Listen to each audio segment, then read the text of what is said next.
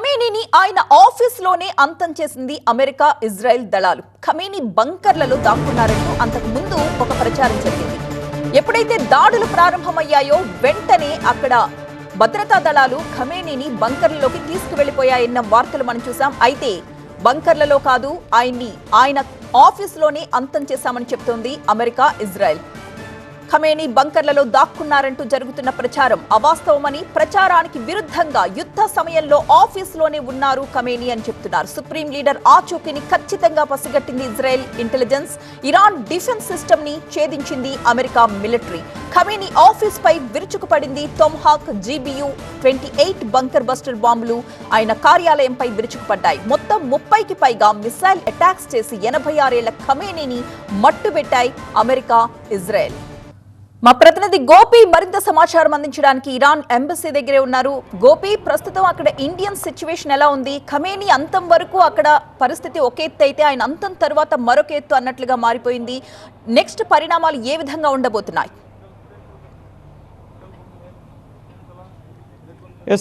Iran supreme commander Ayatollah Ali Khamenei మృతి తర్వాత ముఖ్యంగా భారతదేశంలో కూడా ఆందోళనలు జరుగుతున్నాయి. ఇటు జమ్మూ కాశ్మీర్ లాల్ చౌక్ వద్ద కానీ, అలాగే లక్నో వద్ద కానీ మరికొన్ని ప్రాంతాల్లో ముఖ్యంగా షియా కమ్యూనిటీకి సంబంధించిన ముస్లింలు ఇటు రోడ్లపైకి వచ్చి ఆందోళనలు చేస్తున్న పరిస్థితి ఉంది. ప్రస్తుతం నేను హైలీ రోడ్ న్యూఢిల్లీలో ఉన్న ఇటు ఇరాన్ ఎంబసీ కార్యాలయం ఇది.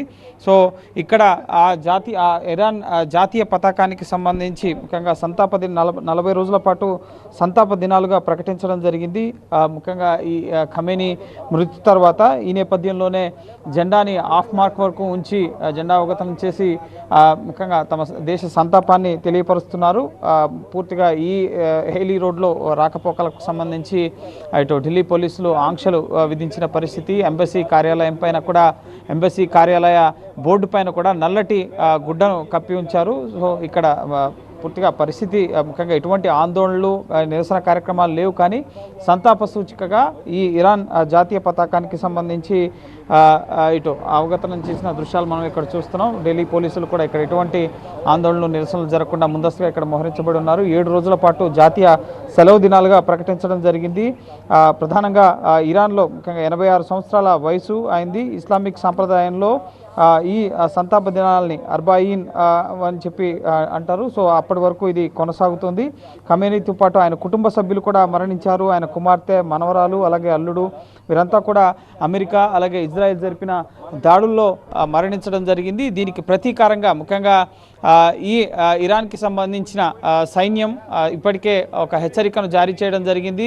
ఇస్లామిక్ కంట్రీస్ పైన ప్రస్తుతం అటాక్స్ అనేవి కొనసాగుతున్నాయి. మిసైల్ దాడులు, అలాగే డ్రోన్ దాడులు కొనసాగుతున్నాయి. దుబాయ్ ఎయిర్పోర్ట్ కానీ, అబుదాబి ఎయిర్పోర్ట్ కానీ, మరికొన్ని దేశాలకు సంబంధించి సుమారు అమెరికన్ ముఖ్యంగా సైనిక స్థావరాలే లక్ష్యంగా 28 చోట్ల ప్రస్తుతం 12కు పైగా దేశాల్లో ఇరాన్ దాడులు కొనసాగుతున్నాయి. ఇటు ఇజ్రాయెల్ అలాగే అమెరికా జరిపిన సంయుక్త ఆపరేషన్ ఇది. ఇటు ఇరాన్ ముఖ్యంగా అక్రమంగా అణు ఆయుధాలను తయారు చేస్తోంది, అణు కేంద్రాలను పునరుద్ధరిస్తోంది అన్న నెపంతో ఎన్నిసార్లు హెచ్చరించినా ఖమేనీ వెనక్కి తగ్గపోవడంతో పలుసార్లు హెచ్చరికలు చేసి ముఖ్యంగా ఆపరేషన్ లయన్ రోర్ పేరుతో ముఖ్యంగా ఇజ్రాయెల్ ఈ ఆపరేషన్ని చేపట్టడం జరిగింది. దీనికి అమెరికా కూడా సహకరించడంతో పూర్తిగా ఖమేనీని ఎట్టకలకు అంతమొందించిన ఆయన వారసుడుగా ఆయన రెండో కుమారుడు ముస్తాబ్ ఖమేనీ ఇప్పుడు బాధ్యతలు తీసుకోబోతున్నారు. అలాగే ఇప్పుడు 3 సభ్యుల కౌన్సిల్ తదుపరి పరిణామాలకు సంబంధించి నిర్ణయాలు తీసుకోబోతున్నారు. అనేక మంది రక్షణ అధికారులు ఇరాన్కి సంబంధించి ఈ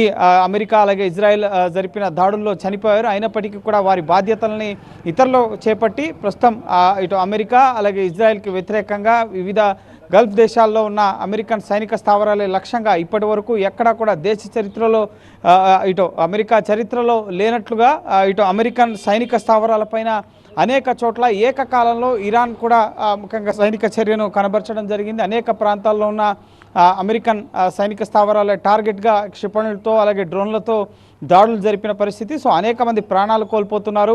సో ఈ నేపథ్యంలోనే భారత పౌరులు కూడా ఆయా దేశాల్లో ఉన్నారు కాబట్టి భారత ప్రభుత్వం కూడా, విదేశాంగ శాఖ కూడా అడ్వైజరీలు, హెల్ప్ లైన్ నెంబర్లు, ఎప్పటికప్పుడు రాయబార కార్యాలయాలతో టచ్లో ఉండాలని చెప్పి ఆయా గల్ఫ్ దేశాల్లో ఉన్న భారత ప్రజానికానికి సూచనలు జారీ చేస్తున్న పరిస్థితి. విమాన ప్రయాణాలపైన తీవ్ర ప్రభావం పడింది.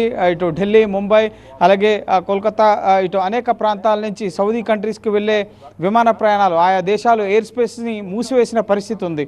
సో ఈ నేపథ్యంలోనే ఇటు అక్కడ సేఫ్గా ముఖ్యంగా ఉండేందుకు అక్కడ ఎయిర్పోర్ట్స్లో భారతీయులు ఎవరైతే ఉన్నారో వాళ్ళ కోసం అక్కడ ఏర్పాట్లు జరుగుతున్నాయి. ఇటు ఇండియాలో ఎవరైతే ట్రావెల్కి సంబంధించి ఫ్లైట్స్ క్యాన్సిల్ అయిపోయాయో సో వారికి సంబంధించిన ఏర్పాట్లను పౌర విమానయాన శాఖ కూడా చేస్తుంది. పౌర విమానయాన శాఖ, అలాగే కేంద్ర విదేశాంగ శాఖ, ప్రధాని కార్యాలయం, ఇటు ఆయా దేశాల్లో ఉన్న రాయబార ఎంబసీలు ఎప్పటికప్పుడు సమన్వయంతో ముఖ్యంగా భారతీయులు అనేక మంది రిక్వెస్ట్ చేస్తున్నారు ప్రధాని నరేంద్ర మోదీని ఇటు మమ్మల్ని సేఫ్గా వెనక్కి తీసుకొచ్చేందుకు చర్యలు తీసుకోండి అని చెప్పి సామాజిక మాధ్యమాల వేదికగా కోరుతున్న పరిస్థితి ఉంది.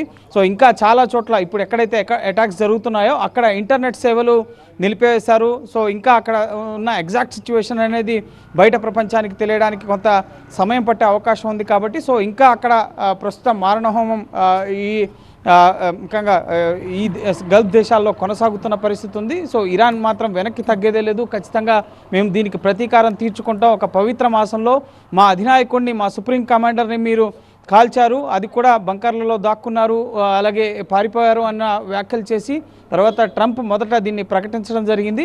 సో ఖచ్చితంగా దీనికి ప్రతీకార చర్య యుద్ధాన్ని మీరు మొదలుపెట్టారు, మేము ముగిస్తాం, ఊహించని రీతిలో మా ప్రతీకార చర్య ఉంటుంది అని చెప్పి ఇప్పటికే ఇరాన్ ముఖ్యంగా భద్రతా బలగాలు హెచ్చరికలు జారీ చేసి ప్రస్తుతం అమెరికా సైనిక స్థావరాలు ఏ దేశాల్లో గల్ఫ్ దేశాల్లో ఏర్పాటు చేసుకున్నాయో సో ఆ దేశాలే ప్రధాన టార్గెట్గా ప్రస్తుతం అటాక్స్ కొనసాగిస్తున్న పరిస్థితి. ఈ నేపథ్యంలోనే సామాన్య ప్రజానికం కూడా కొన్ని చోట్ల ఎయిర్పోర్ట్ల వద్ద, అలాగే స్కూల్స్, పబ్లిక్ ఏరియాస్లో కూడా ఈ క్షిపణులు, డ్రోన్లు ఇవన్నీ కూడా ముఖ్యంగా మారణహోమాన్ని సృష్టిస్తుండడంతో అక్కడ కూడా అనేక మంది చనిపోతున్న పరిస్థితి. సో దీనికి సంబంధించిన అప్డేట్స్ ఎప్పటికప్పుడు మనం TV9లో చూస్తున్నాం. సో ఖచ్చితంగా ఇంకా ఈ వార్ ఎస్కలేషన్ అయ్యే పరిస్థితులు ఇంకా కనిపిస్తున్నాయి. ఖమేనీయే తమ టార్గెట్ అని చెప్పి ట్రంప్ ప్రకటించారు. కానీ ఖమేనీ అంతమైన తర్వాత కూడా ఆయన మరణానికి ముందస్తుగా తన వారసుడు ఎవరు అన్న అంశానికి సంబంధించి కౌన్సిల్ సభ్యులతో చర్చించి ఒక నిర్ణయం అలీ ఖమేనీ తీసుకున్నారు. ముజ్తాబ్ ఖమేనీకి తన తదుపరి బాధ్యతలను అప్పగించాల్సిందిగా కూడా ఆయన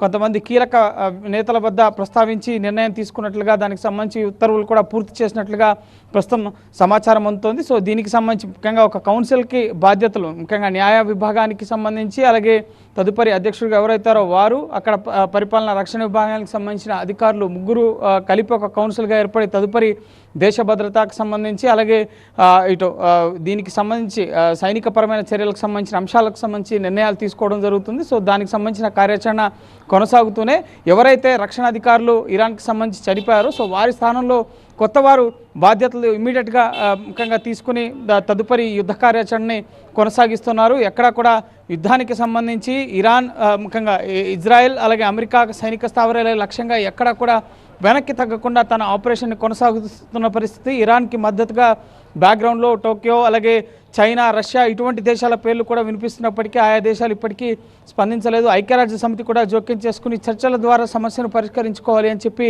సూచించడం జరిగింది. ఆంటోనియో గుటెరస్ ముఖ్యంగా UN చీఫ్ సెక్రటరీ ఆయన కూడా అన్ని దేశాలకు విజ్ఞప్తి చేశారు. అంతర్జాతీయ చట్టాలకు విఘాతం కలుగుతుంది, ప్రపంచ భద్రతకు, ప్రజల భద్రతకు ముప్పు వాటిల్లే పరిస్థితులకు ఈ పరిణామాలన్నీ దారితీస్తాయి.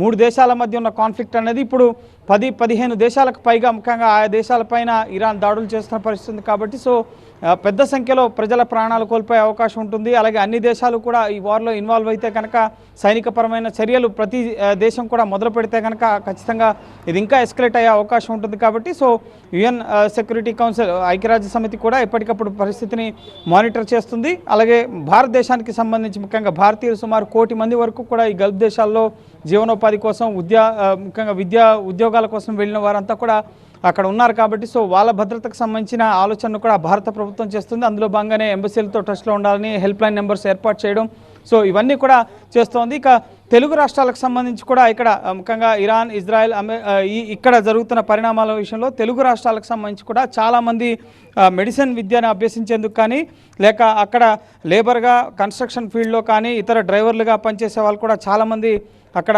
చిక్కుకున్నారు. ఇప్పుడు ఈ కాన్ఫ్లిక్ట్లో ముఖ్యంగా ఎవరిని బయటకు రావద్దు అని చెప్తున్నారు. కాబట్టి సో తెలుగు రాష్ట్రాల్లో చాలామంది గల్ఫ్ దేశాల్లో ఉన్న వారి కుటుంబాలు, ముఖ్యంగా వారి బంధువులు, వారి ఆత్మీయులు ఎలా ఉన్నారు అన్న ఆందోళనలో తెలుగు రాష్ట్రాలకు సంబంధించిన వారు అక్కడ ఎవరైతే ఉన్నారో సో వాళ్ళ గురించి ఆందోళన చెందుతున్న వారి పరిస్థితి కూడా ఇప్పుడు ముఖ్యంగా రాష్ట్ర ప్రభుత్వం హెల్ప్ లైన్ నెంబర్స్ని ఏర్పాటు చేసి ఇక్కడ ఢిల్లీ వేదికగా ఉన్న ఆంధ్ర భవన్, తెలంగాణ భవన్లో ప్రత్యేక మీడియా సెల్స్ని అలాగే హెల్ప్ లైన్ సెంటర్స్ని ఏర్పాటు చేస్తూ తదుపరి ఎంఈఏతో ఎప్పటికప్పుడు మానిటర్ చేసుకుంటూ భారత ప్రభుత్వం ఎటువంటి చర్యలు తీసుకుంటుంది, వాళ్ళు ముఖ్యంగా కాంట్రాక్ట్లకు వచ్చారా, ఎందుకంటే చాలా చోట్ల ఇంటర్నెట్ సేవల్ని నిలిపివేయడం జరిగింది. సో కొన్ని నగరాలే ఖాళీ చేస్తున్న పరిస్థితి ఉంది ఇరాన్లో. కాబట్టి సో దానికి సంబంధించి కూడా తెలుగు రాష్ట్ర ప్రభుత్వాలు మానిటర్ చేసే అవకాశం కనిపిస్తోంది.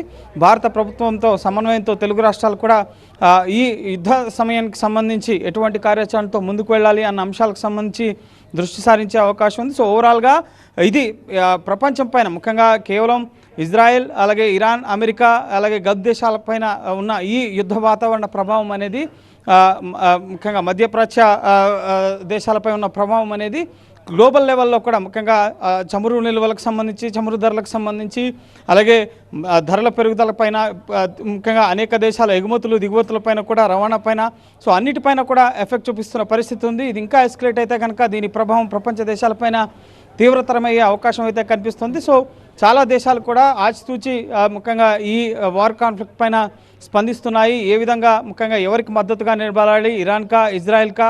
సో అమెరికా చెప్తున్నట్లుగా ఇరాన్ ప్రపంచానికి ముప్పుగా మారుతూ అణ్వాయుధాలని తయారు చేస్తుంది అన్న కోణంలో సో ఎవరికి మద్దతుగా ఉండాలి అన్న విషయంలో కూడా ప్రపంచ దేశాలు ఆచితూచి వ్యవహరిస్తున్న పరిస్థితి ఉంది. కాబట్టి సో ప్రస్తుతం భారత ప్రభుత్వం కూడా అక్కడ జరుగుతున్న ఈ యుద్ధానికి సంబంధించి ఆచితూచి స్పందిస్తున్న పరిస్థితి ఉంది. ఇప్పటి వరకు ఎవరి పక్షాన తాము ఉన్నాము అన్న దానికి సంబంధించి అయితే అధికారిక ప్రకటన చేయలేదు. కానీ ఇటు ప్రతిపక్ష నేత రాహుల్ గాంధీ అక్కడున్న భారతీయుల భద్రత పట్ల, రక్షణ పట్ల ప్రభుత్వం చర్యలు తీసుకోవాలి అని చెప్పి కేంద్ర ప్రభుత్వాన్ని కోరడం జరిగింది.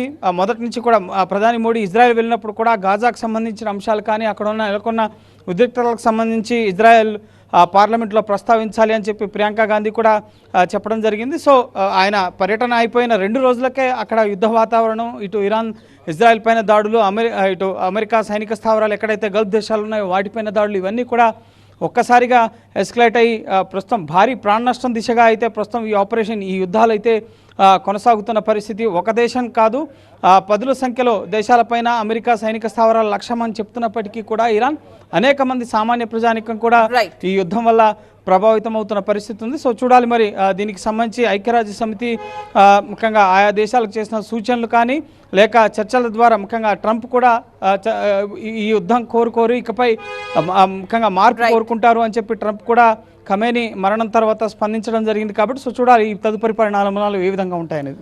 Right, thank you Gopi.